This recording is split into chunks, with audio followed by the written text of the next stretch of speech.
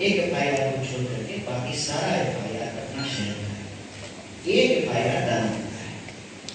Interesting बात यह है कि सरकार बहुत जोर जोर से कह रही है कि हम एफआईआर वापस लेंगे, लेकिन जो दानापुर कोर्ट का एफआईआर है, जो दानापुर कोर्ट के जुडिशन है, उसको अभी वापस नहीं दिया गया और स्पष्ट आंकड़ा नहीं है कि कितने लोगों को डिटेन करके निजी जगह पर छोड़ा गया, कितने लोगों को 32 घंटे से ज्यादा डिटेंशन में रखने के बाद, जैसे किसी को अरेस्ट किया गया गांधी मैदान से लेकिन उसको पहुंचा दिए खगोल, और कितने लोगों को 32 घंटे 48 घंटे की डिटेंशन के बाद फिर जो है उनका अरेस्ट दिखाया गया, फिर उनको बेगुल जेल दिया गया। So we have been collecting all the datas, हम उसका कंपाइलेशन कर रहे हैं और इस फैक्ट फाइंडिंग टीम की का मूल उद्देश्य यही है कि सच्चाई लोगों के सामने आए। सिर्फ आरोप प्रत्यारोप की बात नहीं, दो पक्ष है, एक स्टूडेंट अपने सवाल को लेकर के न्यायपूर्ण तरीके से अपने लोकतांत्रिक मांग को रख रहे हैं। लॉ एंड ऑर्डर को संभालने की जिम्मेवारी सरकार की, सरकार की जो कार्रवाई है वो लॉ एंड ऑर्डर इंश्योर करने की या जस्टिस सर्व करने की, सरकार बदले की भावना से काम करती है। और इसका जिक्र हमने कहा कि आप भाजपा के शीर्ष नेतृत्व के बयान को उठा करके देखिए, वो क्या कहते हैं। वो कह रहे हैं ये वायरस नहीं, ये सब स्टूडेंट नहीं है, ये एंटी नेशनल है, इस तरह की बातें देखो कहीं जाए। मतलब आप ना विद्यार्थी को रिकॉग्नाइज कर रहे हैं, ना आप विद्यार्थी के सवाल को रिकॉग्नाइज कर रहे हैं, और जिस धर्मेंद्र प्रधान का आपने इस्तीफा लिया उसका स्वागत ऐसे कर रहे हैं जैसे 100 मीटर का रेस जीत करके आया हो ये लगा स्वागत। उसको टोपी पहना रहे हैं, माला पहना रहे हैं, जैसे उसने देश को कोई गोल्ड मेडल दिला दिया।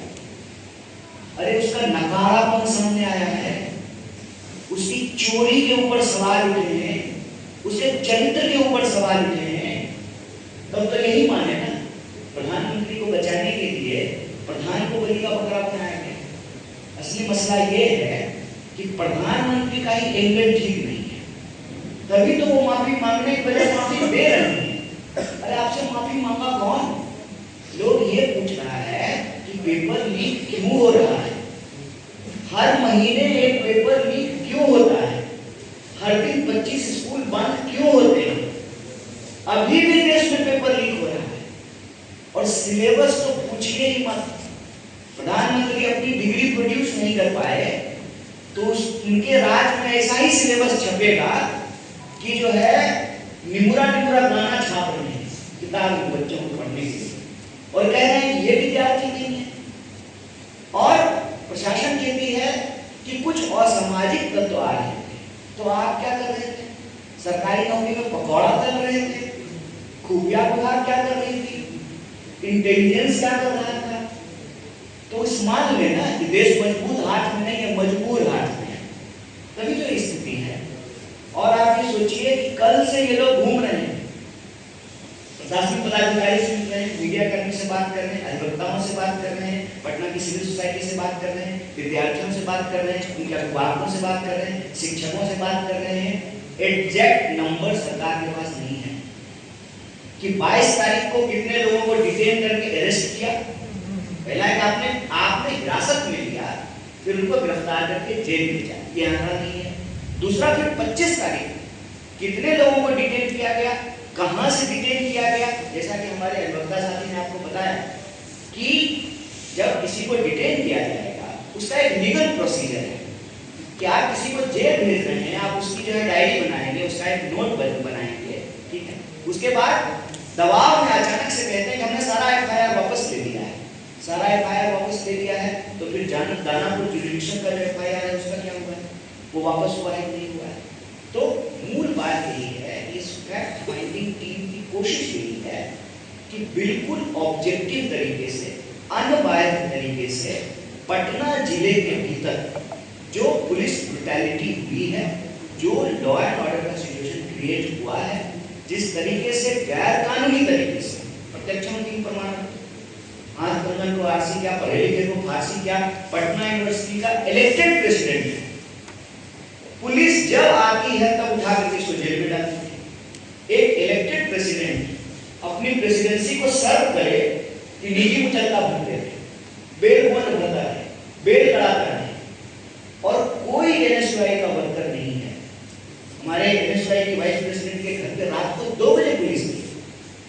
क्या आपको किसी के घर पे जो है रात को 2 बजे रेड करने का वारंट है?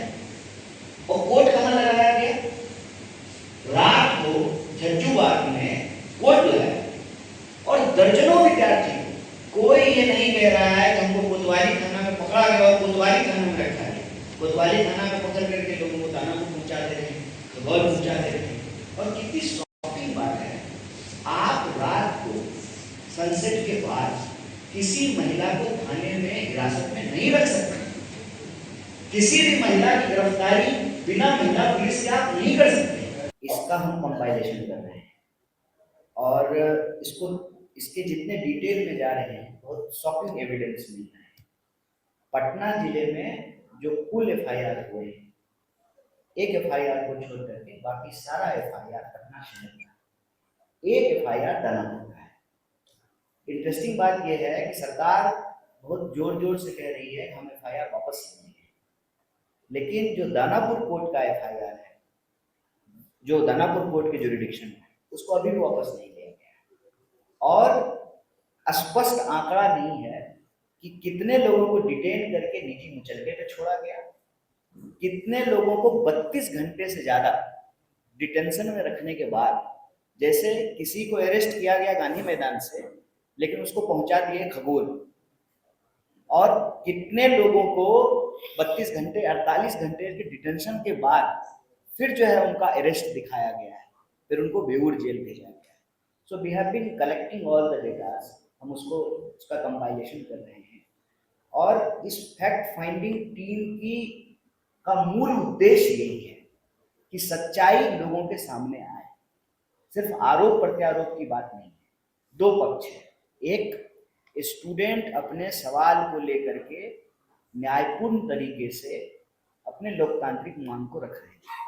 लॉ एंड ऑर्डर को संभालने की जिम्मेवारी सरकार की है। सरकार की जो कार्रवाई है वो लॉ एंड ऑर्डर इंश्योर करने की या जस्टिस सर्व करने की नहीं है।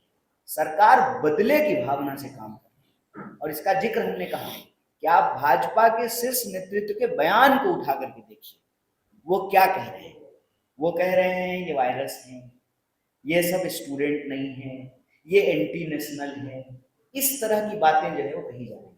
मतलब आप ना विद्यार्थी को रिकॉग्नाइज कर रहे हैं, ना आप विद्यार्थी के सवाल को रिकॉग्नाइज कर रहे हैं, और जिस धर्मेंद्र प्रधान का आपने इस्तीफा लिया उसका स्वागत ऐसे कर रहे हैं जैसे 100 मीटर का रेस जीत करके आया हो ये गधा। स्वागत, उसको टोपी पहना रहे हैं, माला पहना रहे हैं, जैसे उसने देश को कोई गोल्ड मेडल दिला दिया। अरे उसका नकारापन सामने आया है, उसकी चोरी के ऊपर सवाल उठे हैं, उसके चरित्र के ऊपर सवाल उठे हैं। तब तो यही माने ना, प्रधानमंत्री को बचाने के लिए प्रधान को बलि का बकरा बनाया गया। असली मसला ये है कि प्रधानमंत्री का ही एंगल ठीक नहीं है, तभी तो वो माफी मांगने के बजाय माफी दे रहे हैं। अरे आपसे माफी मांगा कौन? लोग ये पूछ रहा है कि पेपर लीक क्यों हो रहा है, हर महीने एक पेपर लीक क्यों होता है, हर दिन 25 स्कूल बंद क्यों होते हैं, अभी भी देश में पेपर लीक हो रहा है। और सिलेबस तो पूछिए ही मत। प्रधानमंत्री अपनी डिग्री प्रोड्यूस नहीं कर पाए तो उनके राज में ऐसा ही सिलेबस छपेगा कि जो है निमुरा निमुरा गाना छाप रहे हैं किताब में बच्चों को पढ़ने के लिए, और कह रहे हैं कि ये विद्यार्थी नहीं है। और प्रशासन कहती है कि कुछ असामाजिक तत्व आ रहे थे, तो आप क्या कर रहे थे? सरकारी नौकरी में पकौड़ा तल रहे थे? खुफिया विभाग क्या कर रही थी? इंटेलिजेंस क्या कर रहा था? तो इस मान लेना कि देश मजबूत हाथ में नहीं है, मजबूर हाथ में है, तभी तो ये स्थिति है।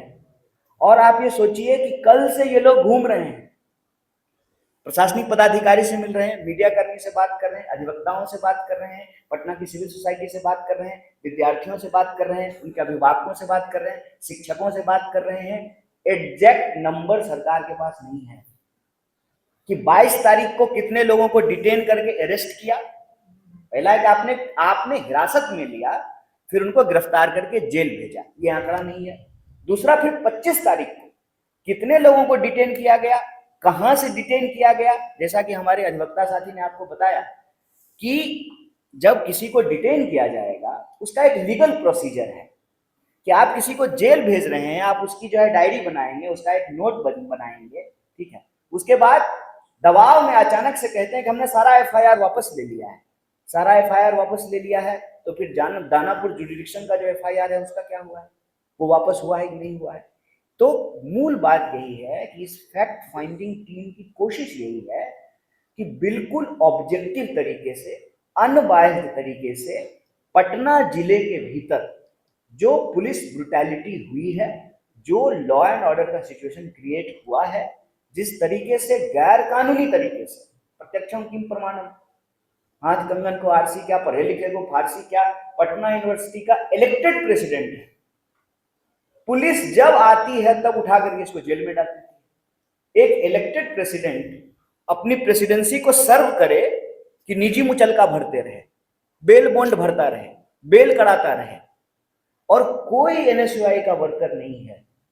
हमारे एनएसयूआई की वाइस प्रेसिडेंट के घर पे रात को 2 बजे पुलिस गई। क्या आपको किसी के घर पे जो है रात को 2 बजे रेड करने का वारंट है?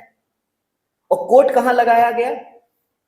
रात को झज्जूबाग में कोर्ट लगाया गया और दर्जनों विद्यार्थी को, कोई ये नहीं कह रहा है कि हमको कोतवाली थाना में पकड़ा गया और कोतवाली थाना में रखा गया।